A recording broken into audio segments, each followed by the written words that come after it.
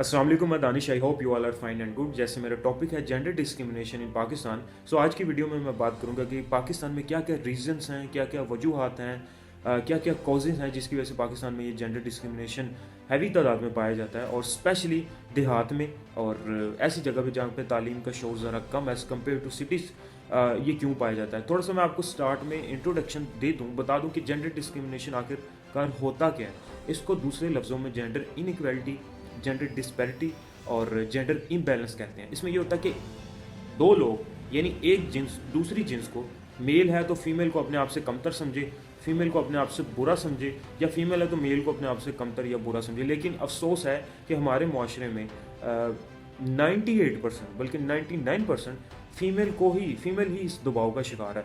तो थोड़ा सा मैं एक्सप्लेन करूंगा, कुछ स्टेप्स आपके आगे बताऊंगा क्या क्या कॉजेज़ हैं जिसकी वजह से पाकिस्तान में पाया जाता है। सबसे पहले है जी कल्चर एंड ट्रेडिशन। आपको इसकी एग्जांपल देता हूँ। अगर हम पंजाब में रहते हैं और दूसरे लोग हैं वो पठान हैं, KPK में रहते हैं या सिंध में रहते हैं, तो मैंने अगर किसी के साथ फ्रेंडशिप करनी है या मैंने अगर किसी के साथ बात करनी है या फॉर एग्जांपल इवन मैंने किसी के साथ शादी करनी है, तो मैं प्रेफरेंस दूंगा कि पंजाब में ही वो हो। ठीक है, मैं ये नहीं कहूँगा कि वो पठान हो या वो ऐसी मतलब कास्ट का हो, ऐसे कल्चर का हो जो कि वो मेरे साथ मैच ना करता हूँ। मैं ऐसा ही ढूंढूंगा जो मेरे साथ मैच करता है, जिसकी मेरे साथ नेचर मिलती हो, तो मैं उसको ज़्यादा प्रेफरेंस दूंगा। तो आई होप आपको ये चीज़ समझ आ गई होगी। सेकंड है रिलीजन। सेम यही चीज़ जो मैंने पहले बताया कि रिलीजन, हमारा वाला रिलीजन होगा तो हम उसको बहुत अच्छे तरीके से फेवर देंगे।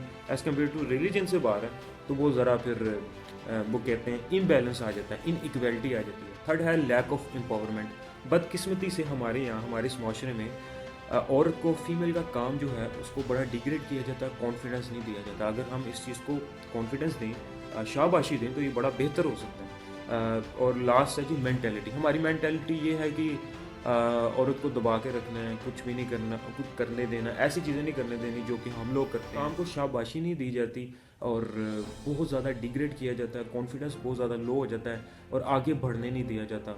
और लास्ट में जी एजुकेशन के हवाले से है। एजुकेशन हमारे आज भी बदकिस्मती से मुआशरे में कहीं कहीं ऐसी जगह हैं जहाँ की औरत को आगे पढ़ने नहीं दिया जाता। लड़कियों को 10वीं के बाद आगे इजाज़त नहीं मिलती, उनकी मंगनी पहले से ही हो जाती है और उनको जी अपने फैमिली मेम्बर्स किसी के घर शादी में दे दिया जाता है। जैसे कोई कज़न्स हो गया, जैसे फूफो का बेटा, जैसे कोई मामू का बेटा, तो उसने वो मुआशरे को देखा ही नहीं होता, जो कि बाहर का फेवर होता है वो उसने एक्सपीरियंस ही नहीं किया होता, और आगे भी नहीं पढ़ने दिया जाता, ना जॉब्स के लिए उनको इजाज़त मिलती है। तो ये भी बहुत बड़ी रीज़न है। अब मैं आपको बताता हूँ कि क्या क्या स्टेप्स हैं जिनको हमें देखना होगा जिससे जेंडर इनइक्वालिटी, जेंडर डिस्क्रिमिनेशन ये रिमूव हो सकता है। औरतों से बात करें, उनको जी कॉन्फिडेंस दें, लड़कियां हैं, औरतें हैं, उनको पढ़ाएं।